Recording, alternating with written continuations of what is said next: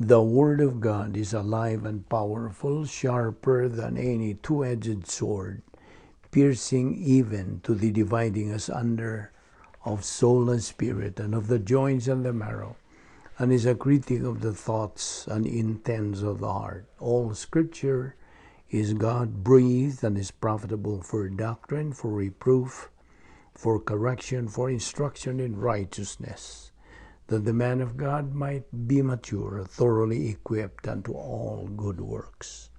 Study to show thyself approved unto God, a workman that needeth not to be ashamed, rightly dividing the word of truth. 1 John 2:25, and this is the promise that he has promised us, eternal life. John 6:47, most assuredly I say to you, he who believes in me has everlasting life. John 11:25-26, Jesus said to her, I am the resurrection and the life. He who believes in me, though he may die, he shall live. And whoever lives and believes in me shall never die. Do you believe this? Before we start our Bible study, let us examine ourselves if we still have some sins in our soul. Now we go directly to the principle of 1 John 1:9, which says, if we confess our sins, God is faithful and just to forgive us our sins and to cleanse us from all unrighteousness. Now for you unbeliever, the issue you are facing is not naming or confessing your sins. It is believing in the person and character of the Lord Jesus Christ to be your Savior and Lord. Acts 16:31 says, believe on the Lord Jesus Christ, and thou shalt be saved. Let us pray.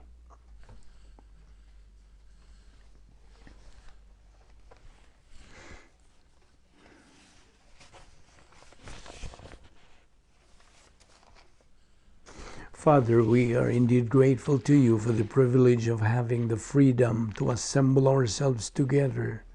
Therefore, the privilege of having fellowship with you and your word, which is forever a lamp unto our feet and a light to our path. As we approach the study of your word in this worship service, Bible study is a worship service, we ask that you will open our hearts to the truth, that we may fulfill the objective of growing in grace and knowledge of our Lord and Savior Jesus Christ. For we ask it in his name. Amen. Welcome once again to our daily Bible study. Today we continue our discussion on the topic. So this is a continuation of our discussion about the theology of the plan of God. That's the title of our lesson that we started yesterday. Now, yesterday, we said that every believer's life is supposed to be a disciplined life. By studying Bible doctrine, we discipline ourselves in order to always conform to God's perfect plan, never to be a casualty to sin. In fact, we are likened to soldiers because God provides believers his armor. You see, we believers in Christ are sure of our salvation because of our God's mandate to believe in Christ as Savior, and he keeps that promise. And we believed that mandate using our faith, the faith that is energized, enlivened, so we do not doubt the truth of God's mandate to believe in Christ. Acts 16:31. We believe in the doctrine of eternal security, which every doctrinal believer strongly holds on to, such as the divine guarantee of once saved, always saved. So, Since we are strong believers in Christ and are now members of the royal family of God, we are commanded by God through His Word to get plugged to doctrine, so to be able to fulfill His plan for our life. And following it is only through the daily intake of the Word of God. Only through this method that we can know and learn God's plan for our life. There is no other way. Through that way, that of assimilating Bible doctrine daily, we will know, learn, understand, and then believe God's perfect way. And let me add to say, God becomes real to our life, even more real than the person sitting beside you right now. You know what? When we study the theology of the plan of God, we will come to know the perfect means of God through the teaching ministry of God, the Holy Spirit, His perfect means in His protocol as to how He sets up our life as His children, as to how His protocol plan operates in our life as believers. That includes His divine provision, His divine assets for our use in our execution of His plan for our life. Now get this. We never doubt the veracity of God's Word. We never doubt God's perfect essence. And of course, because God is perfect, as what we oftentimes say, His plan is perfect. God's protocol plan includes His will, His purpose for us believers. Now, the big problem for most people of today, including believers, is this. God's will is that believers strongly maintain their faith in the Word of God and obey what God mandates in His Word. One of God's mandate for believers is, now this is the problem, to not do or work through the energy of their flesh when it comes to doing things as unto the Lord, as unto Him. I repeat, God commands us believers to not do or work. That means good works through the energy of the flesh, devoid of the divine viewpoint. In short, doing good works as unto the Lord, using only the human viewpoint of life. And worst of all, the good works were done outside the operational divine dynasty, which is the CDs now. So if that believer is outside the operational DD, which is now, he is in the CDs. There are two cosmic dynaspheres. Cosmic Dynasphere 1, arrogance complex. Cosmic Dynasphere 2, hatred complex. Now, these CDs, or cosmic dynaspheres, are the very area of weakness.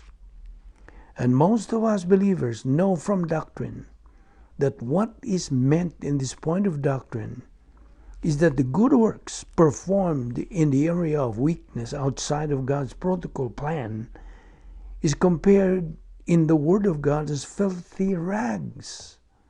Isaiah 64:6. This then is what we term as human good works, compared in the book of 1 Corinthians 3:12 as wood, hay, and stubble. Now, this kind of good works is going to be revealed by fire, and the fire shall try every man's work of what sort it is. 1 Corinthians 3:13.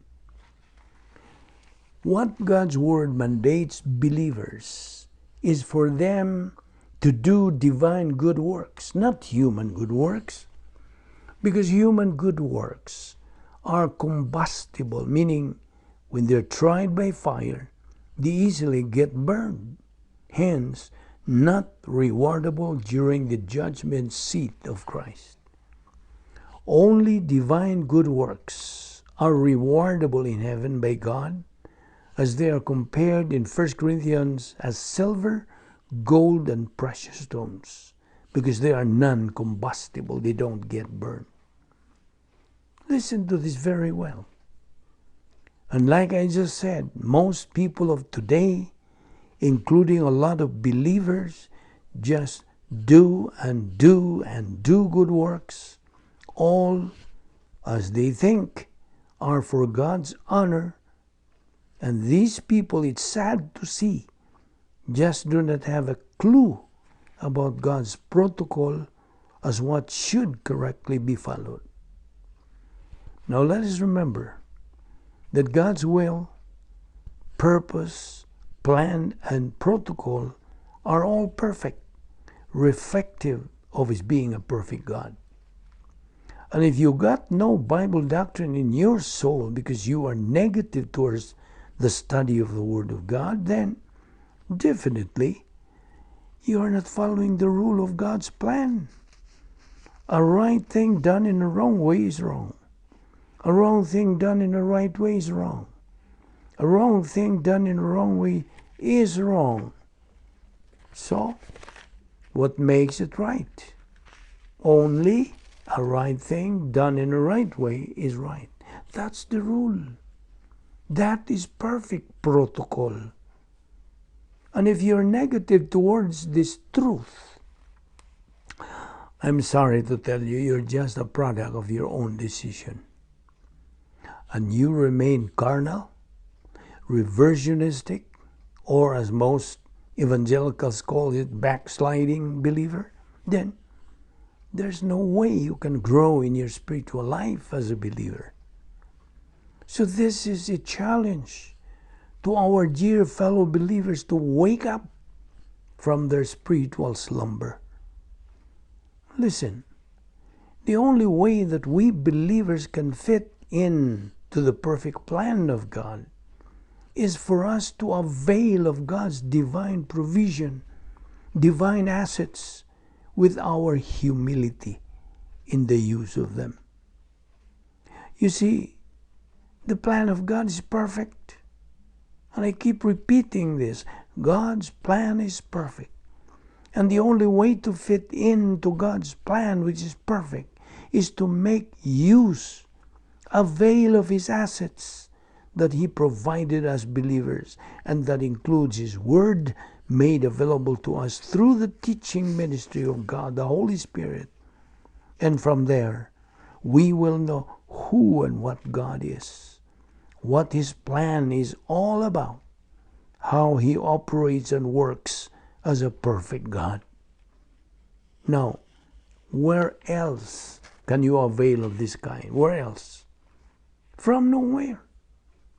Again, for us believers who are imperfect, to fit into God's perfect plan is to study, learn, believe, and apply God's Word to our life. You know what I mean?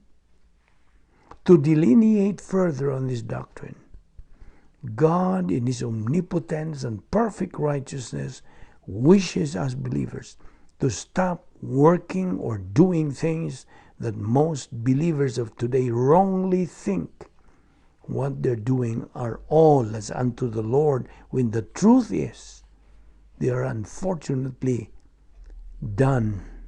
The good works that they're doing, they're unfortunately done outside of the will of God, outside of God's perfect protocol. In short, these believers concerned are out of line. Sad to see that. We will continue in our discussion on this tomorrow. So, do not forget to be with us so we can continue our discussion on this, which is entitled The Theology of the Plan of God.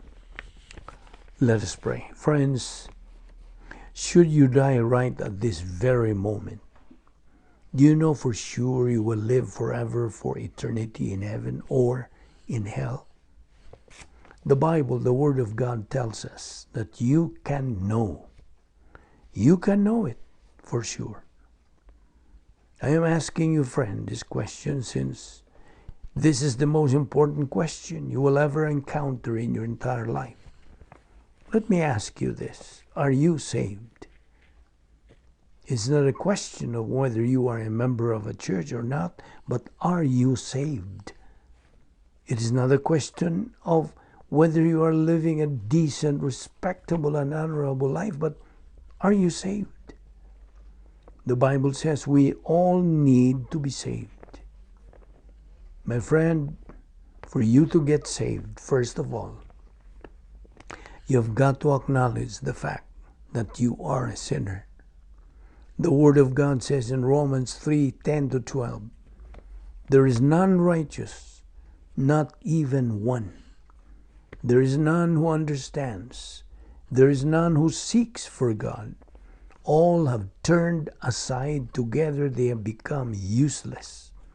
There is none who does good. There is not even one. Also in Romans 3:23, God's Word says, all have sinned and come short of the glory of God.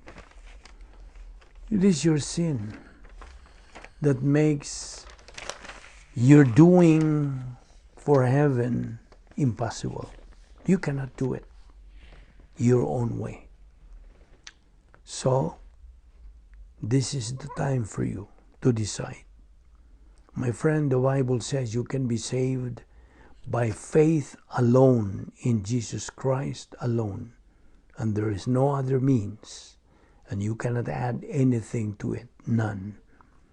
Ephesians 2:8-9 says, we have been saved by grace through faith, that not of yourselves, it's a gift of God, not of works, lest anyone should boast.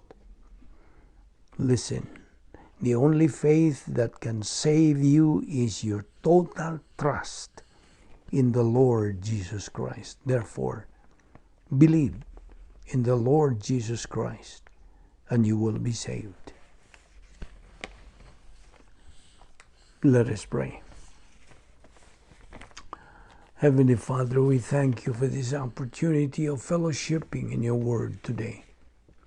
May God, the Holy Spirit, motivate and challenge us to continue feeding our soul with your word until we reach the stage of capacity for life, which is the pleroma stage, thus become winners in this present life and in the life hereafter. We pray that what we learned in your word today may become a blessing to our life. All this we ask in Christ's name. Amen.